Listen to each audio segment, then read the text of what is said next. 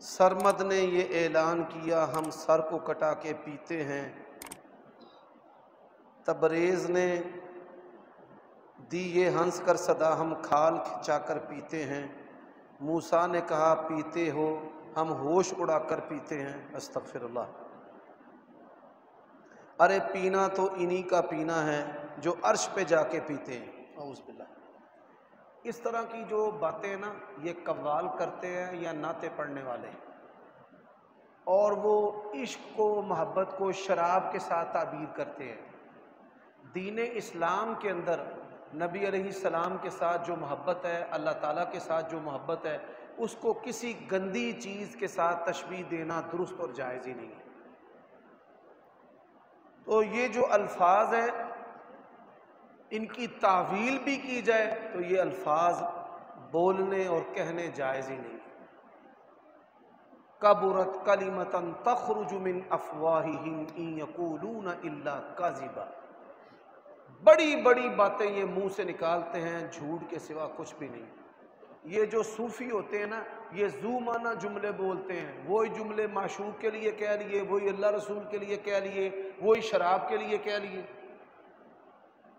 تو اللہ تعالیٰ نے آیات بینات نازل کی ہیں نبی کریم پر، اور آپ صلی اللہ علیہ وسلم کا جو کلام ہے وہ واضح، اس میں ایسے جملوں کا کوئی تصور بھی نہیں ہے۔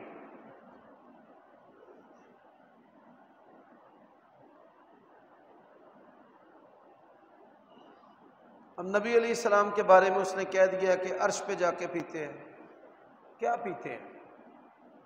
اس طرح کے جملے حضرت موسیٰ کے بارے میں کہنا، رسول اللہ کے بارے میں کہنا، ایسے بندے کی تو گردن مارنی چاہیے بدبخت کی۔ یہ بہت بڑی سنگینی ہے، اللہ ان کو ہدایت دے۔ پھر حضرت حسین رضی اللہ تعالیٰ عنہ کے بارے میں بھی ایسے جملے لکھے ہیں، اے صبا مصطفیٰ سے جا کر کہہ دینا غم کے مارے سلام کہتے ہیں۔ اچھا جی، سبحان اللہ۔ ہمارے یہ جو بھائی ہیں نا یہ بحر تناقضات میں غوطہ زن ہے، ایک عقیدہ بناتے ہیں جس سے دوسرا عقیدہ جاتا رہتا ہے۔ اچھا جی، پہلا عقیدہ تو یہ ہے کہ نبی علیہ السلام ادھر ہیں، حاضر و ناظر ہیں۔ پھر دوسرا عقیدہ ہے صبا جا کے سلام ادھر پہنچانا۔ تو کسی صحابی نے سب سے بڑھ کر نبی علیہ السلام سے محبت صحابہ کرام کی ہے۔ اس دور میں بھی صبا چلتی تھی۔ صبا کیا ہے؟ میٹھی ہوا جو بادلوں موسم کی خوشگواری کی خبر دیتی ہے، اس کو صبا کہا جاتا ہے۔ اس دور میں بھی صبا تھی، اور اس دور میں صحابہ کرام ایسے ایسے اعلیٰ قسم کے شاعر تھے، پوری امت بھی نعتیں پڑھتی غرق ہو جائے نا، حسان بن ثابت کا مقابلہ نہیں کر سکتے۔ تو حسان کو نہیں پتا چلا کہ صبا بھی چل رہی ہے، تو بندہ فٹافٹ صبا میں سلام ڈال دے کہ جا کے روزے پہ پہنچا۔ یہ بات یاد رکھیں، نبی علیہ الصلوۃ والسلام کی شخصیت انتہائی حساس، نہ کمی اور نہ اضافہ، اس کی اجازت نہیں ہے، یہ غلو ہے۔ ان ایام کے اندر جو بدعت کا کھانا ہے، بدعت کی نسبت کا کھانا نہیں کھانا چاہیے۔ بدعت کی نسبت کا جو کھانا ہے نہیں کھانا چاہیے۔ بدعت غیر دین ہے، غیر دین کی نسبت کئی لوگ جو ہیں وہ نبی علیہ السلام کی ولادت کی خوشی میں قربانیاں کرتے ہیں۔ اب قربانی عبادت ہے، بلا دلیل تو عبادت نہیں ہوتی۔ یہ جانور ذبح کرنا بھی بدعت ہے، اور اس طرح شرینیاں تقسیم کرنا بھی بدعت ہے۔ اچھا، ان کو خوشی 13 ربیع الاول کو نہیں ہوتی، 14 کو نہیں ہوتی، پھر ربیع الاول کے بعد نہیں ہوتی۔ ایک دن خاص کرنا، خاص دن کرنا بھی بدعت ہے، پھر اس خاص دن کی نسبت کھانے پکانا اور قربانیاں کرنا بھی بدعت ہے۔ بھائی اللہ کے نام کی دینی ہے تو اور دنوں میں کیوں نہیں دیتے؟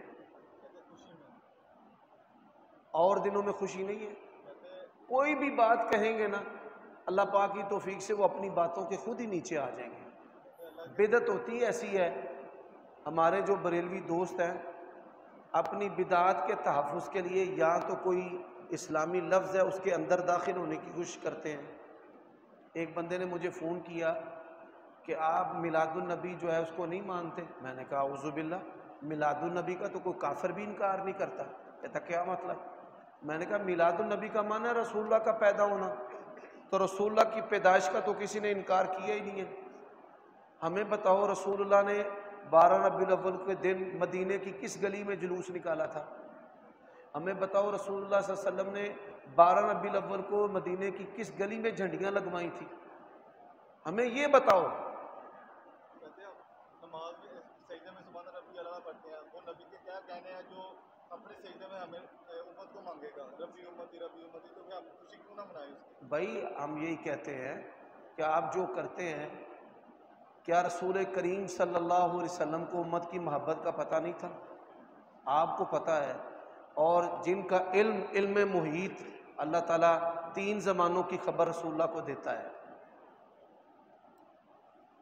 تو کیا نبی علیہ الصلوۃ والسلام کی محبت سے بڑھ کر ان کی محبت ہے؟ جو بات بھی کریں گے یہ خود اپنی باتوں کے نیچے آ جائیں گے۔ اگر کہتے ہیں محبت ہے تو رسول اللہ صلی اللہ علیہ وسلم کو ان کی محبت کا پتہ نہیں تھا؟